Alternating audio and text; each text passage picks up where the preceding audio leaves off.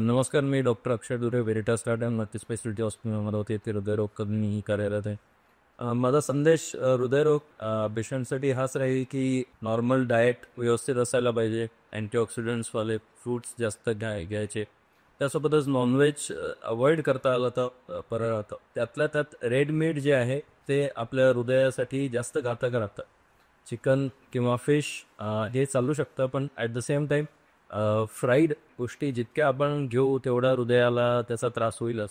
त्याच्यामुळे जितकं फ्राईड गोष्टी अवॉइड करता येईल, बॉइल्ड चिकन एखाद्या वेळेस चालू शकतं, पण red meat should be avoided.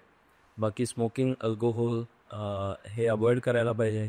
Exercise नियमित असायला पाहिजे. हृदयरोगाच्या पेशंट्समध्ये 30 मिनटं दररोज चालणे, आठवड्यातून कमीत कमी 5 दिवस तरी रेग्युलरिटी त्यात असली तर नक्कीच हृदयरोगाच्या पेशंट्सला त्याचा फायदा होतो.